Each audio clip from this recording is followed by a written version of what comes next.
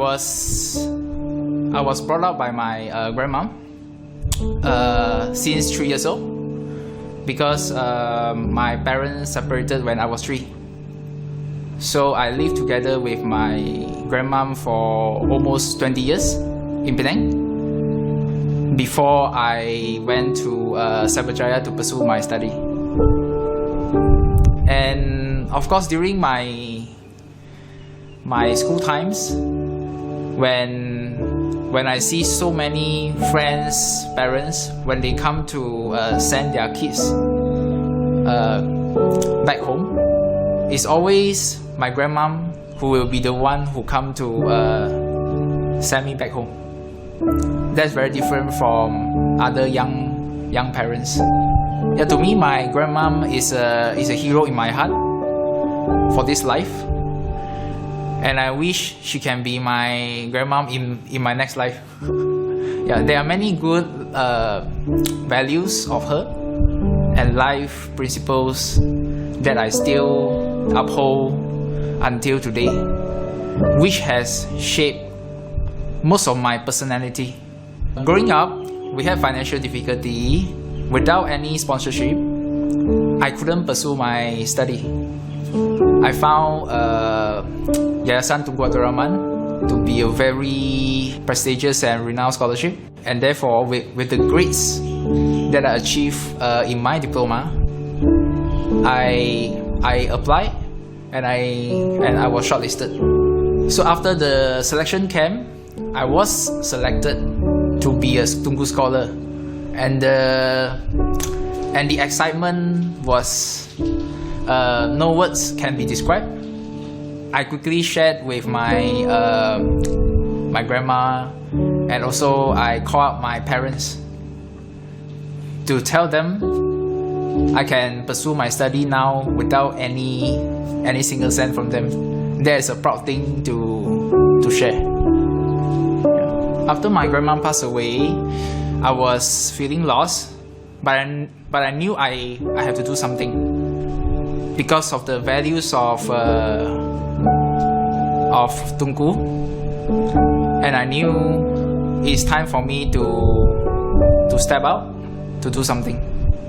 It's a very great calling that I decided to build my own nursing home before I graduate. And on my 3rd year of study, I started my home care services with the support of my university. So after a year, I successfully secured some personal investors who are willing to support me to build my nursing home. So that's how I started Minty Green Nursing and Rehab Center in 2008. Remembering Tunku's value of nation building, remembering my beloved grandmom, my life goal is to improve the social well-being of senior citizens in this country. And hopefully one day, I can start a scholarship on behalf of my grandmom for all Malaysians. Darah Muda edisi hari ini membicarakan tentang Yayasan Tunku Abdul Rahman dan bagaimana ia mencipta dan melahirkan lebih ramai pemimpin dunia. Tapi sebelum itu, pada penonton, kalau kita boleh singkap kembali kaitan di antara kemiskinan dan pendidikan pada tahun 2010, ada satu buku yang sangat kontroversi diterbitkan di Indonesia. Tajuknya, Orang Miskin Dilarang Bersekolah. Mereka tidak boleh bersekolah kerana miskin, dan kerana itu ada seorang ahli akademik kita di Malaysia, Profesor Dato' Dr. Siddiq Fadil, mengatakan bahawa jangan sampai ada anak-anak kita yang tidak boleh sambung mengaji kerana miskin. Kerana pendidikan itu merupakan suatu perkara yang sangat penting, sangat fundamental, sangat asas untuk membangun bukan sahaja individu yang baik, tapi juga masyarakat dan negara yang lebih baik. Dan bersama dengan saya ketika ini merupakan dua orang tetamu yang akan mengupas lebih lanjut berkenaan dengan tajuk mencipta pemimpin dunia. Bersama dengan saya di kiri, Puan Zainab Afika. Cik. Oh, bolehlah Puan. Okey lah, bolehlah Puan. Cik Zainab Afika, eksekutif kanan program Yayasan Tunku Abdul Rahman dan juga penerima beasiswa Tunku Yayasan Multimedia Universiti 2020, Saudara Mayuran Kanabati bersama kita Darah Muda. Dan kita nak mulakan dulu dengan idea asas Yayasan Tunku Abdul Rahman ini? What makes it special? Selain daripada Yayasan Tunku Abdul Rahman ini diasaskan di bawah Akta Yayasan Tunku Abdul Rahman 1966 lah. Tapi kalau kita boleh kaitkan idea awal tadi, soal kemiskinan, soal pendidikan, dan bagaimana bezanya Yayasan Tunku Abdul Rahman berbanding dengan yayasan-yayasan lain untuk membantu masyarakat kita ke arah itu. Okey, terima kasih Irfan atas soalan yang sangat shoot to the point right there. Okey. Jadi saya sangat tertariklah dengan apa yang Irfan mulakan pada awalnya tentang mengatakan pendidikan hanya untuk orang kaya ataupun orang miskin tidak layak untuk pendidikan. Saya rasa statement itu sangat kontroversi lah dan juga sangat kontradik dengan apa yang YTA sendiri mahu jalankan. So sebelum saya cerita dengan lebih lanjut apa keunikan YTA, saya akan cerita sedikit tentang misi YTA. Okay. Apa misi YTA? Jadi misi YTA adalah memupuk pemimpin untuk negaraku. Okay, dan bagaimana untuk kami mencapai misi tersebut adalah melalui pemberian beasiswa kami dipanggil sebagai beasiswa Tunku Abdul Rahman. Jadi kita back balik kepada kepada soalan Irfan sebentar tadi, apa uniknya kita punya beasiswa ya? So pertama sekali adalah dari segi kepelbagaian. Okay, daripada penerima beasiswa Tunku Abdul Rahman, kita ambil daripada pelbagai latar belakang. Contohnya, penerima beasiswa Tunku Abdul Rahman 2020, kita dapat daripada pelajar yang ambil bidang antropologi dan kita juga ambil pelajar daripada bidang marine science. Okey, jadi kita tidak memberi diskriminasi hanya kepada beberapa kursus tertentu. Selain daripada itu, kita juga mengambil pelajar daripada seluruh Malaysia. Daripada tahun lepas sahaja, kita ambil pelajar daripada Sabah, daripada Sarawak dan seluruh Semenanjung. Dan tambahan pula, pada tahun lepas sebenarnya paling ramai penerima beasiswa kita adalah daripada Sabah. Okey, jadi kita boleh nampaklah sangat pelbagai ya. Jadi kepelbagaian dari sudut latar belakang penerima dan juga latar belakang pendidikan yang mereka ambil, tapi memilih hanya mereka yang golongan B40. Adakah benar statement saya itu? Okey, so kontroversi bukan kontroversi lah. Benar statement. Okey, so terima kasih tentang soalan tersebut. So, saya nak huraikan selepas tu tentang soalan tersebut. Okey, kalau contohnya kita biasa cakap tentang kecemerlangan kan, biasanya orang akan cakap, okey, saya tanya Irfan lah sekarang. Irfan, seseorang ni sungguh cemerlang lah. Irfan biasa akan cakap apa? Dia cemerlang dari segi apa? Cemerlang dari segi hidup dia ke? Dari segi hidup. Okey, biasanya ada kalau business. kalau pelajar biasanya cemerlang dari segi apa? Dean List, Anugerah Dekan. Dean List, Anugerah Dekan lagi. Apa lagi? Kurikulum yang mantap. Kurikulum yang rendah. Okey, betul. Okey, itu biasa, definisi biasa yang orang akan kaitkan dengan kecemerlangan. Kecemerlangan akademik dan juga kecemerlangan dari segi kurikulum. Okey, kita di YTA kita ingin mencabar definisi cemerlang tersebut. Okey, kita mahu melihat permohonan seseorang pelajar dari segi holistik. Di mana bukan sahaja kita tengok kepada grade, bukan sahaja kita tengok kepada kurikulum, kita juga mahu lihat kepada latar belakang pelajar situ sendiri. Sebagai contoh ya, ramai yang cakap, bagusnya seseorang ni sebab dia sebenarnya dia presiden kepada kelab bahasa Inggeris. Bagusnya dia pendebat mewakili Malaysia. Tapi apa pula carangan Irfan ataupun carangan penonton yang lain tentang seseorang pelajar yang berusaha dengan sangat keras untuk mengetuai keluarga dia dan bekerja pelbagai jenis pekerjaan untuk menyara hidup keluarga dia, tapi pada masa yang sama masih dapat mengekalkan akademik yang mungkin tak terlalu cemerlang, Dean's List all the time, tapi boleh kekalkan. Itu dua keunikan. Banyak sangatlah masa nak cakap, tapi saya pasti ada banyak keunikan lain, tapi kita akan discuss along the way. Tapi saya nak bawa Mayuran dalam perbincangan kita ketika ini. Ya, seperti mana yang dalam video bersama dengan Jimmy tadi, dia sebut bahawa antara Tunku's values is untuk give well-being to the society. Tapi Mayuran sendiri, apakah Tunku punya value yang dihayati oleh Mayuran sebagai penerima beasiswa Tunku ini? Pada saya sebagai pemegang beasiswa YTA sendiri, apa yang saya mengidolakan Tunku Abdul Rahman sendiri adalah dari segi bagaimana dia meletakkan masyarakat di hadapan dahulu sebelum dirinya dulu. Jadi dari sana kita dapat tengok that how selfless he is when it comes to how he wants to contribute to the nation.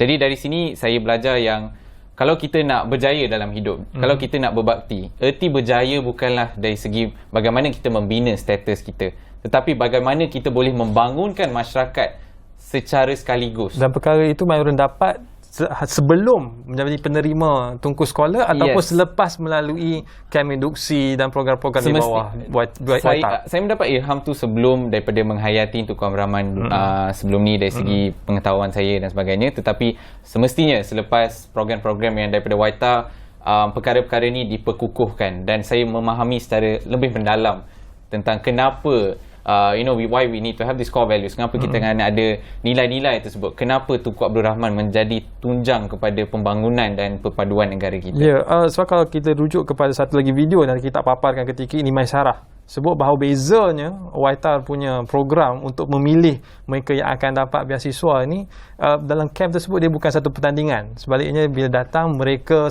dia diberi peluang sebanyak mungkin untuk belajar dan mengenai diri mereka sendiri. Adakah perkara itu berlaku sebenarnya, Mayuran, ataupun hanya retorik semata-mata? Bahaya statement ni. Sila. Betul. Kita dengar daripada Mayuran. 100% betul.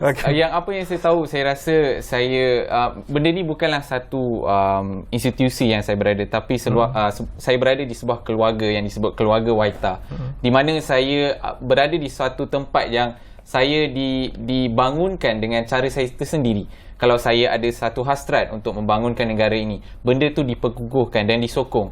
Tiada sebarang bantahan, tiada sebarang perkara spesifik yang diinginkan oleh YTA. Apa yang mereka mahukan ialah pemimpin-pemimpin Malaysia. Kita akan nak dengar juga, Mayuran, bagaimana perancangan selepas ini. Ketika ini di tahun pertama baru selesai, akan sambung tahun kedua, dan orang kata tahun kedua ni dah mula kena bayangkan nak jadi apa lepas ni. Kena pula pelajar undang-undang. Tapi saya nak bawa Zainab kembali dalam perbincangan kita, sambung sikit tadi. Antara lain bila sebut tentang YTA ni menarik, ada dua program saya nampak. Ada CTG, iaitu Close the Gap. Saya tak biasa, jarang dengar perkara ini disebut berkenaan dengan Close the Gap. Merapatkan kesenjangan yang berlaku dalam masyarakat kita, dan juga program BITA. Silakan. Okey, jadi betul lah, salah satu program Yayasan Tunku Abdul Rahman adalah Closing the Gap.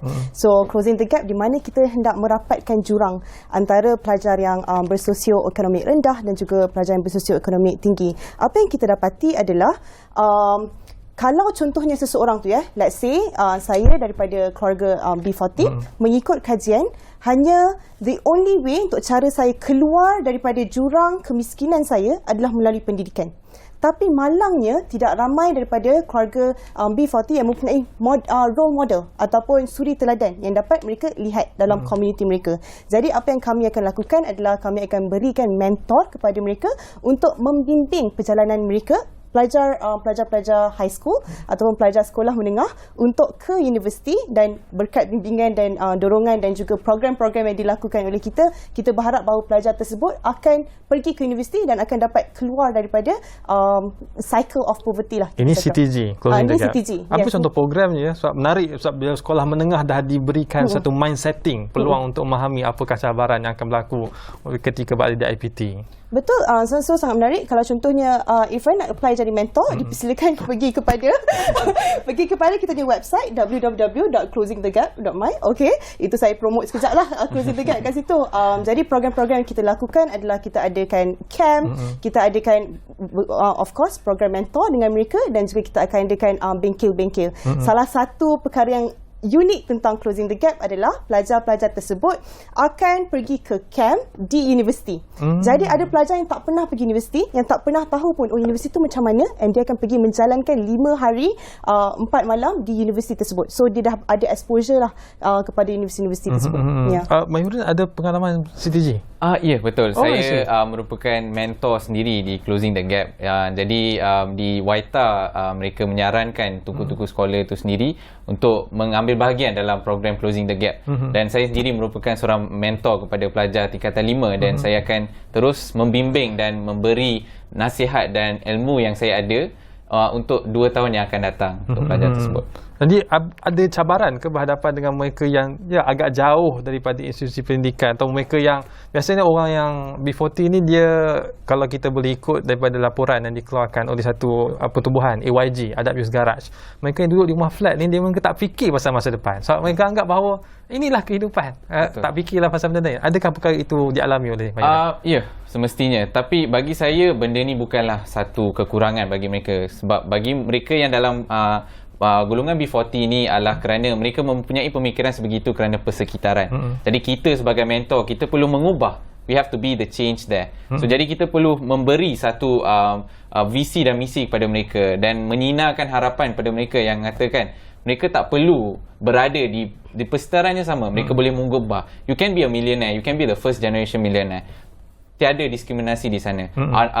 Your father don't have to be a big shot. Ibu awak tak perlu mempunyai PhD untuk menjadi anak yang berjaya dalam pendidikan dan sebagainya. Saya nak tanya sama ada kabel penting atau tidak, tapi itu di sesi yang lain lah. Kalau boleh kita kembali ke? Kita look forward untuk Irfan punya application jadi mentor. Soal beasiswa Tunku Abdul Rahman ini, disebut di sini kalau saya boleh bacakan, ada satu di mana Tunku sekolah akan menjalani program pembangunan kepimpinan selama 2 tahun sepanjang mereka mengaji ataupun sebelum dapat sekolah tersebut. Okey, itu sebenarnya salah satu soalan yang sering ditanyakan oleh orang ramai. Jadi terima kasih Irfan kerana highlightkan soalan tersebut. Okey, apa yang kita nak sekarang ni adalah kita percaya bahawa pelajar-pelajar kita sangat berpotensi untuk menjadi pemimpin. Kembali balik kepada misi kita, memupuk pemimpin untuk negaraku. Jadi, program kepimpinan itu akan dilakukan semasa mereka melangsungkan pengajian mereka. Jadi Mayura nanti boleh terangkan dengan lebih lanjut lah. Kalau kata saya yang explain kan, nanti kata bias pula kan. Tapi basically kalau saya nak senarai pendekkan, program 2 tahun tersebut ada 3. Satu, kita bagi dia mentor untuk membimbing mereka. Satu, kita akan bagi mereka dana projek komuniti atau dana pembangunan diri, di mana setiap tahun mereka akan diberikan dana tersebut, sama ada mereka boleh gunakan untuk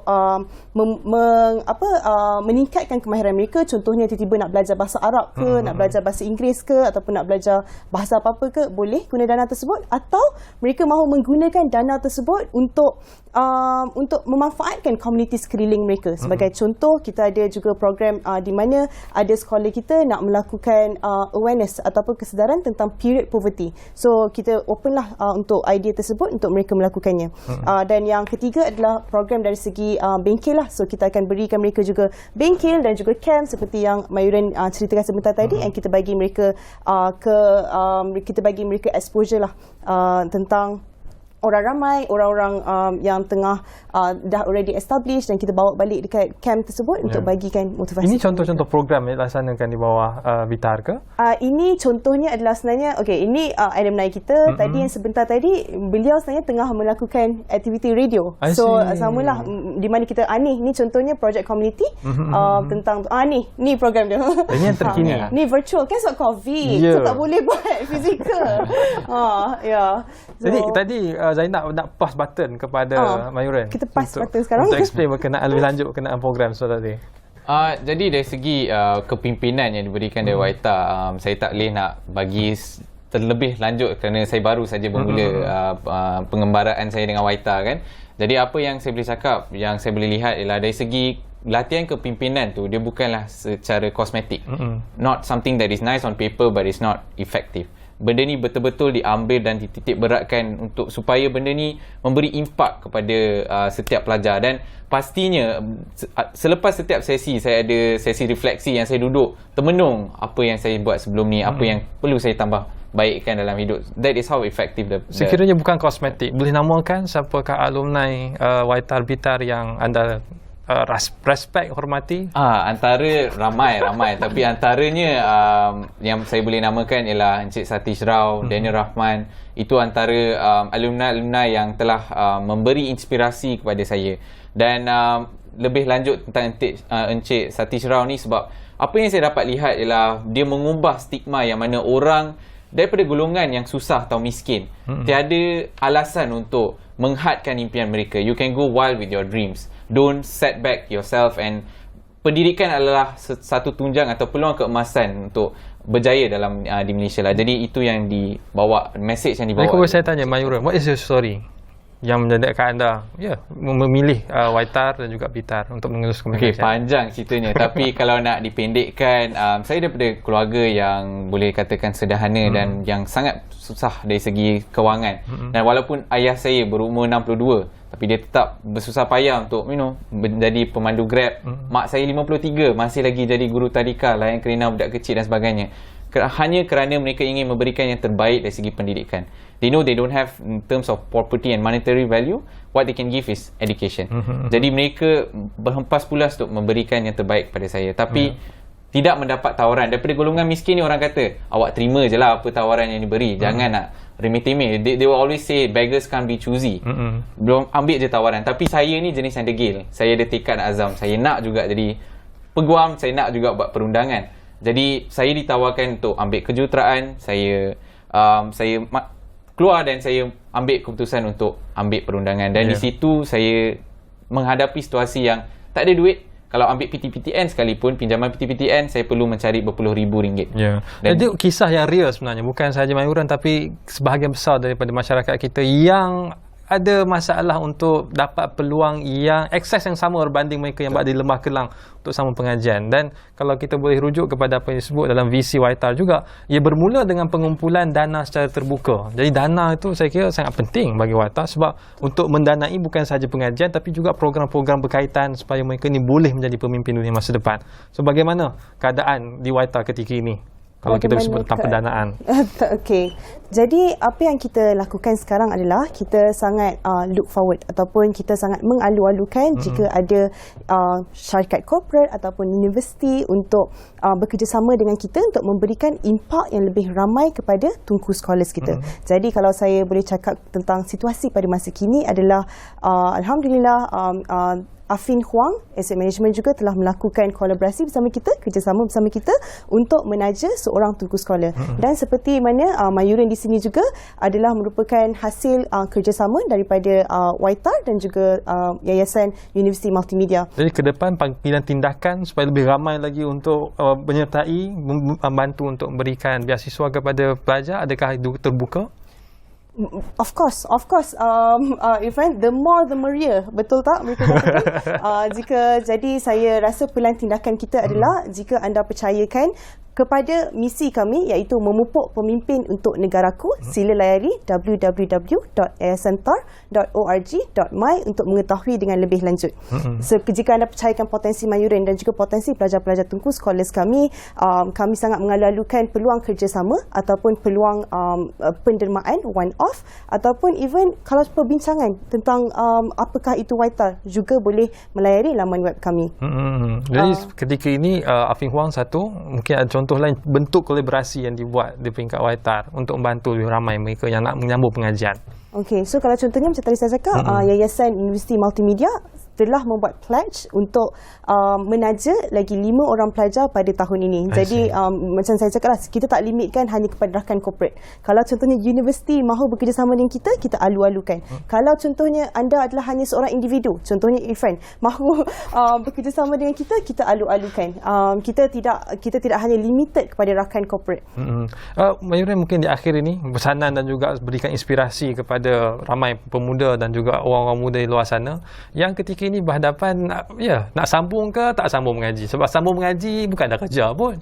Kalau tak sambung mengaji, duduk goyang kaki kat rumah tak buat apa pula. Bagi saya, ubah pemikiran yang janganlah tengok daripada latar belakang dari mana kita berada. Lihat ke mana kita boleh pergi bersama. Dan bagi saya, pendidikan adalah satu peluang keemasan dan kautlah apa-apa peluang yang ada untuk melanjutkan pelajaran. Dan walau apa sekalipun, walaupun benda itu mustahil, kita perlu mengambil tindakan yang berani. Saya hari ini berada di sini kerana saya tak kenal erti takut untuk kalah dan melakukan kesilapan. Jadi buatlah kesilapan, be brave enough, just grab the opportunity and keep going and follow your dreams. Di saat ini, lepas daripada mengaji, nak jadi peguam ke nak jadi Tunku Abdul Rahman, politician? Terpulang. Mungkin kalau ada masa depan di politik mungkin, tapi pada masa sekarang saya ingin menjadi seorang peguam lah. Mungkin selepas menjadi peguam mungkin boleh ke bidang politik. So Zainab kena take note tu. Okay, saya take note sekarang. Zainab, mungkin pesanan kepada penonton kita di bulan puasa ni ramai nak bersedekah ya. Betul, bersedekah alhamdulillah. Betul saya setuju. Okey, pertama sekali saya ingin tekankan bahawa apabila kita menaja seorang Tunku Scholar, kita bukan sahaja memberi impak kepada seorang pelajar, tetapi kita memberikan impak kepada satu komuniti. Sebagai contoh, seperti yang Mayuran kongsikan sebentar tadi, beliau mula mendapat inspirasi untuk meneruskan pengajian adalah kerana beliau melihat Satish Rao yang juga merupakan seorang pelajar yang pada masa dulu tinggal di ladang kelapa sawit, menolong bapa beliau, and Mayuran rasa macam, oh, this could be me. Okay, so jadi bila kita menaja seorang pelajar, kita bukan sahaja seorang pelajar, tapi satu komuniti kita akan impactkan mereka. Dan juga daripada kita ni program kepimpinan, kita berharap bahawa mereka akan menjadi pemimpin pada masa hadapan. Bukan sahaja pada masa hadapan, sebenarnya pada masa kini, kerana macam saya kata sebentar tadi, projek komuniti diberikan kepada mereka untuk mereka melakukan projek komuniti pada masa sekarang dan bukan pada masa hadapan. Ya, itu merupakan perkongsian daripada dua tetamu kita, Cik Zainab Afiqah, Eksekutif Kanan Program Yayasan Tunku Abdul Rahman, dan juga Mayuran Kanabati bersama dengan kita berikan perspektif belia anak muda berkenaan dengan pendidikan. Terima kasih bersama dengan kami. Dan yang terakhir sekali pada penonton, pastinya di bulan puasa ini merupakan kata-kata hikmah daripada rakan penerbit dan juga produksi kami. Katanya, seberat-berat batu bertantan, berat lagi melawan pujukan syaitan. Walaupun yang dijunjung itu nama dan kedudukan, apalah gunanya ia tanpa asas pendidikan. Jadi pada semua, teruskan usaha pendidikan masing-masing, belajar selagi boleh, dan daftar untuk vaksin, dan juga kena patuhi SOP. Nak raya di kampung tahun ini. Jadi itu sahaja daripada kami di Darah Muda. Sekian, saya Irfan Faruqi, jumpa lagi.